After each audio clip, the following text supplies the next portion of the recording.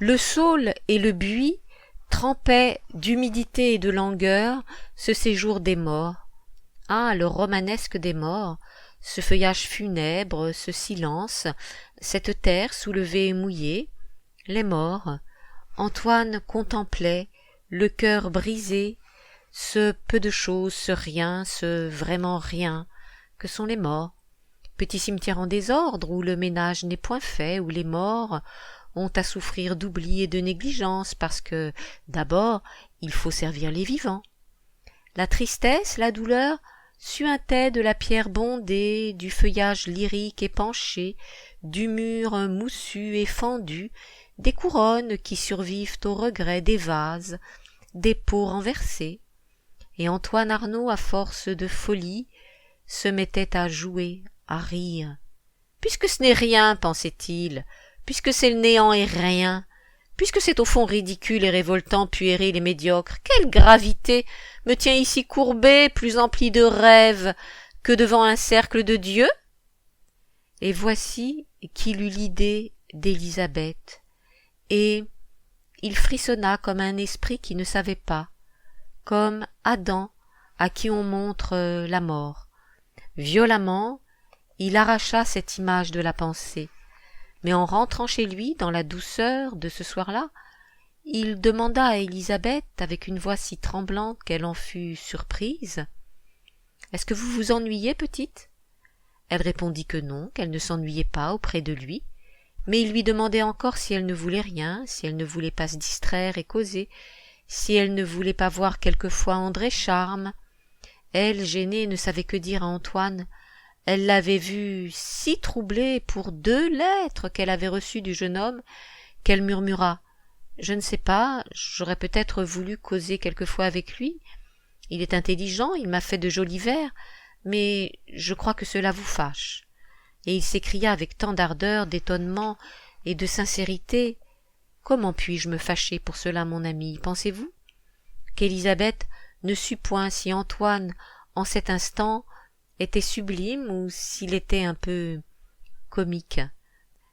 Et elle le regardait, de côté, avec défiance, comme un fou. Mais il l'avait aimée, en cette minute-là, d'une manière qui avait arraché en lui son âme.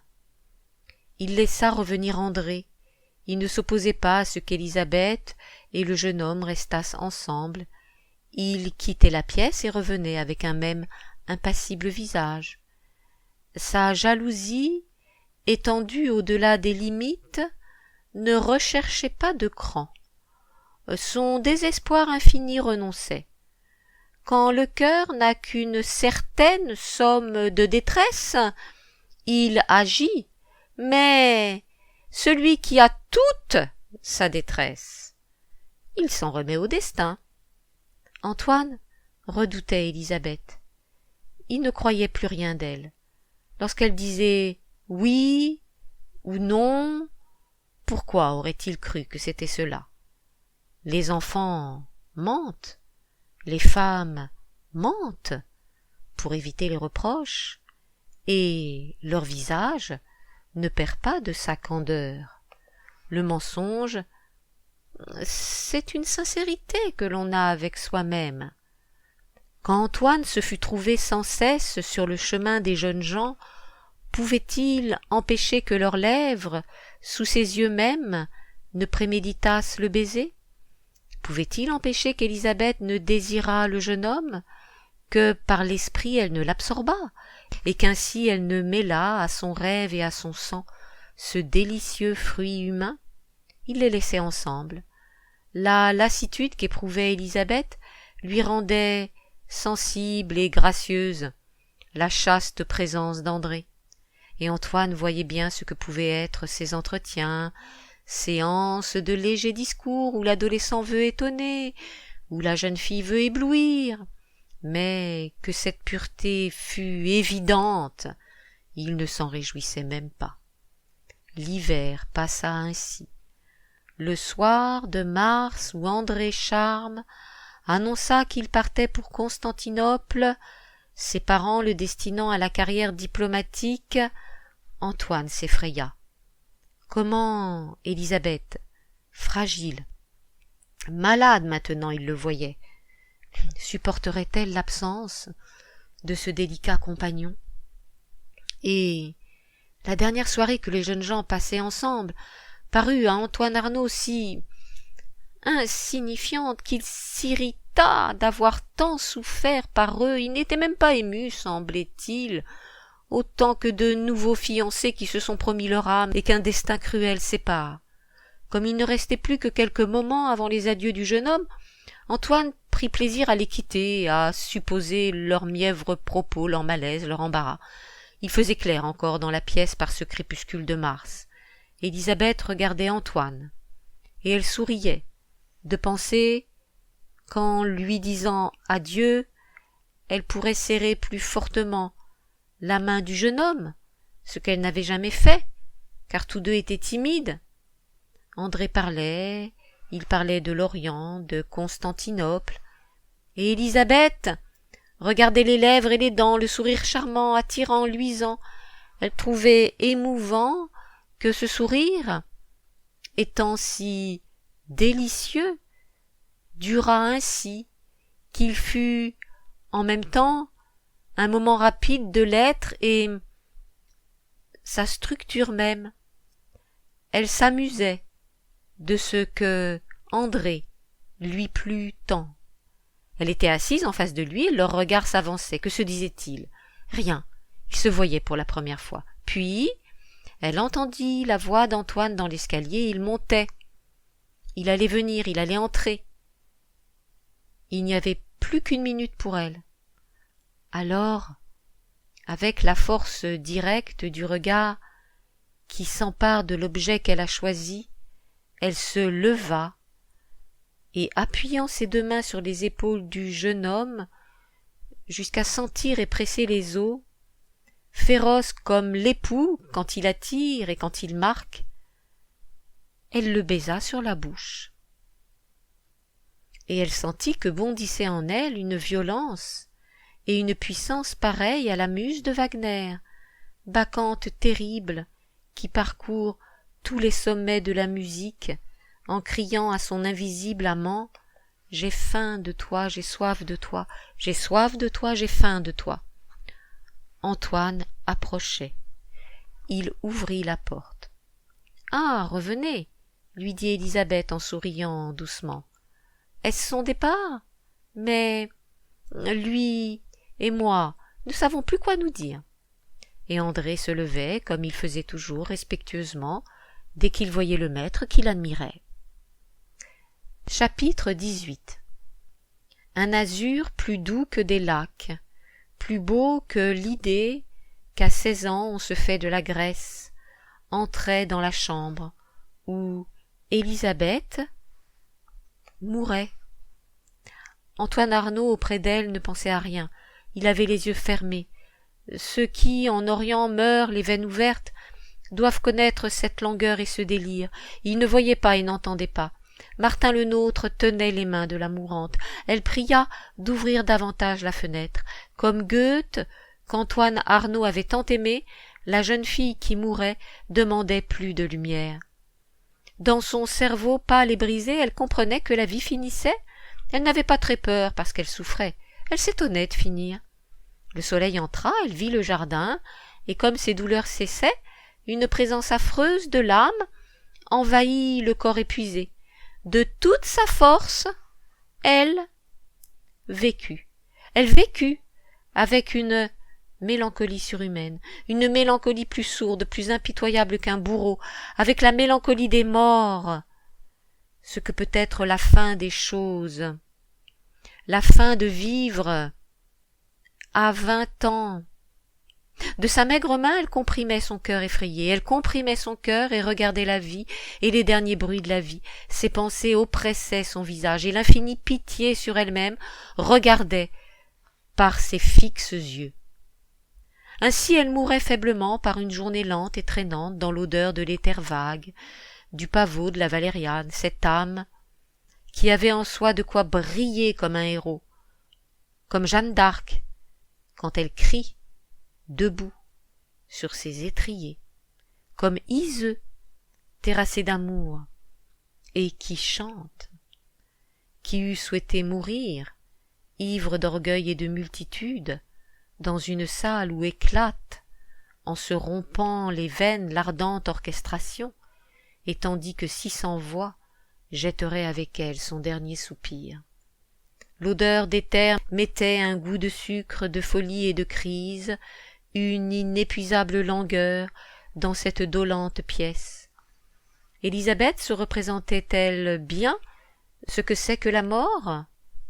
Quelque chose d'épouvantable et d'ordinaire, qu'on n'essaie pas, qu'on ne voit pas de fois, qu'on va connaître et oublier, quelque chose qu'on ne peut pas éviter, qui est là, tout près, qui vous attend, qui avance, un obstacle glauque et morne, où l'on se cogne, où l'on tombe.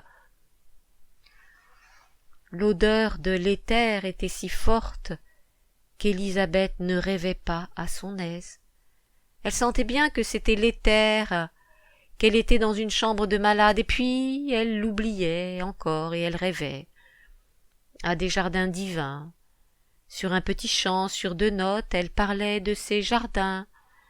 Jardin Giulia, jardin Melzi, Somariva, Serbelloni. Mais ses pensées se déformaient et un malaise inconcevable, une nausée forte comme la mort, enfin déjà la mort, déjà envahissait les beaux jardins. Quoique Antoine Arnauld perçût cette plainte monotone, avec un religieux et terrible amour, il ne put s'empêcher à un moment de poser sa main contre son oreille. Et noyé de douleur, il comprit, une seconde, que l'endurance auprès des malades bien-aimés n'était pas infinie. Par la fenêtre ouverte, on voyait monter le printemps. La jaune lumière du jour glissait son miel inépuisable et toutes les gazelles bleues de l'air bondissaient joyeusement. Sur les petits arbres d'avril, c'est à peine le feuillage, mais des houppes, des flocons et d'un verre inespéré, un verre de soleil fondu dans du liquide ivoire vert. Élisabeth maintenant respirait plus doucement. Quelle sensation ont les mourantes? Voient-elles les beaux paysages de leur voluptueuse vie? Les matins gais comme des promesses, une petite baie d'azur pâle, un soir d'été où se balance une barque amarrée, rêveuse comme une indécise amante? Voit-elle le bel hôtel de Milan, sous les arbres orgueilleux, et le plaisir de porter au milieu des étrangers une âme qui a son amour? Voit-elle le moment où le bonheur commençait, où l'on pense « c'est pour toujours » Évoque-t-elle les chaleurs de Venise, le verre d'eau froide au café des esclavons, le bruit doux du bateau qui partait pour Fusine, et plus loin, dans leur enfance, se rappelle-t-elle l'aurore et ses chants d'oiseaux, les couchers du soleil rouge, qui en août tombaient d'aplomb sur les vignes de Montreux? Imagine-t-elle les doux endroits de la terre qu'elles ne connaîtront jamais, les futures jeunes filles qui trembleront d'espoir sous le pesant feuillage, où des insectes phosphorescents font la lumière, dans un beau soir des Baléares? Imagine-t-elle l'arrivée au port de Malaga par un ciel orange et vert, les quais encombrés d'ardeurs lourdes, de goudron et de vin, et le plaisir pour les belles voyageuses dans la foule des indigènes, des marchands, des matelots, d'éveiller soudain par un sourire furtif sur un fort et brutal visage l'audace et la convoitise? L'agonie se prolongeait.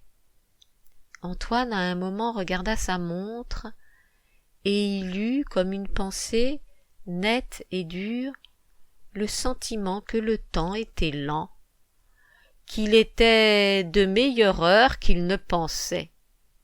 Il dit d'un ton naturel « Tiens, il n'est que 5 heures », mais il n'avait pas l'air vivant. Quoiqu'elle mourût de larmes, Madeleine, comme elle ne pouvait rien et qu'on l'appelait, dut aller faire jouer les petites filles. Élisabeth remua sur l'oreiller son pâle visage, regarda la fenêtre claire. Ah, c'est le divin printemps. Tout l'air mobile brille si fort que les aiguilles vertes des pins semblent enfilées d'argent. Est-il vrai, Élisabeth, que vous puissiez mourir? Voici le printemps. Il est, comme je vais vous le dire, et beau, comme s'il naissait pour la première fois. C'est l'immense mythologie. Par les doigts blancs des déesses, toute la terre est soulevée. Et voici la pâquerette, l'ovale et jaune jonquille, la jacinthe, en sucre tissé, les lilas, longue boule d'odeur.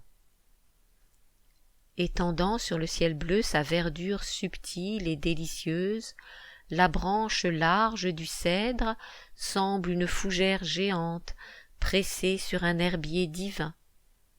L'azur est aujourd'hui si fort que si on le regarde longtemps, il aveugle, il crépite, il tourbillonne, il s'emplit de vrilles d'or, de givre chaud, de diamants pointus, radieux, de flèches, de mouches d'argent. Il est tel que l'on n'a besoin de rien pour être heureux, ni de la musique, ni d'un bel espoir, ni de son amant. On est heureux parce que le ciel descend jusque sous nos pieds et nous élève dans la nue. Vous, sous la terre, Élisabeth, serez une morte voilée. Ah, que vous avez cherché la vie. Petite fille, on vous voyait poursuivre des parfums dans l'air pour leur dire « Je vous aime ». S'il fallait que votre être rendît à la nature exactement ce que vous avez pris d'elle, toute une moitié de votre âme retournerait à la rose. Dans le jardin, sous vos fenêtres, un petit cerisier fleurit. Vous serez morte, Élisabeth, vous, dont le regard brillait d'amour à l'aurore, quand de la baie bleue d'Antibes, vous voyiez se lever sur les Méditerranées l'île de Corse flamboyante. Vous avez respiré l'espace avec tant de profonds élans que toute votre chair reste pénétrée d'arômes. Vous fûtes une telle créature humaine que dans votre cœur vous asservissiez le monde, et la lune du soir était une de vos suivantes, et l'aurore votre demoiselle d'honneur. Mais un petit cerisier qui fleurit est plus éternel que vous. Voyez-le tout couvert de ces blanches fleurs, innocent, aveugle et doux, il est la vie et la vie. Peut-être, Élisabeth, serez-vous un petit cerisier blanc? Ah, que l'air est là ce soir! Il tombe comme un châle de soie dont on ne tient plus les bords. Peut-être serez-vous un petit cerisier blanc. Vous aurez plus de 30 fines branches qui joueront avec la nuit. Être un arbre blanc dans la nuit, c'est toute la poésie. L'air de la nuit brise de tristesse les vivants. Il est secret, étrange, humide, plein de mystères et de signes, mais il est familier aux morts, il est agréable au feuillage. Les morts et les arbres n'ont pas peur la nuit. Et si, dans cet air noir des nuits d'été, parfumé de frais tilleuls, de vanille, de laurier, il passe un chant de jeune homme, une de ces chansons langoureuses par lesquelles, sur la douce terre, on aime, car vous le savez, on aime par les chansons et les nerfs, par les parfums et le sang, enfin, par la volupté. S'il passe une de ces chansons, prenez-la, elle est pour vous. Ah, mieux que le rossignol, le passionné rossignol, plairont à votre ombre tendre des cris que jettent le soir les sensuels jeunes hommes. Dans la chambre, la vieille gouvernante d'Élisabeth, qui depuis le matin pleurait, s'arrêtait de pleurer, commençait à s'habituer. Depuis 14 heures que durait cette agonie, elle acceptait la fin de son enfant. C'était une chose qui ne l'étonnait plus, qui s'établissait, qui allait vers l'avenir. On percevait les bruits habituels de la maison, les portes et le rire des enfants. Antoine Arnauld ne bougeait pas. Autour du lit de la jeune fille, Martin Lenôtre était actif et adroit, occupé comme un ouvrier, et par moments il s'asseyait et paraissait attendre. Le ciel changeait. À 8 heures, il y eut une bourrasque de pluie. Élisabeth regardait du côté de la fenêtre. Dans le pin luisant d'eau, un oiseau s'effrayait. Le vent balançait la branche et l'oiseau. La pluie entrait. Martin se leva et ferma la fenêtre. Vers 9 heures du soir, Élisabeth poussa un calme soupir. Antoine ne semblait point avoir compris. Comme Élisabeth était morte ce soir-là, Antoine Arnauld mourut quelques jours après. Ainsi, il lui témoignait son amour. Mais comment put-il jamais lui témoigner son amitié qui était au-dessus de son amour? Fin du roman.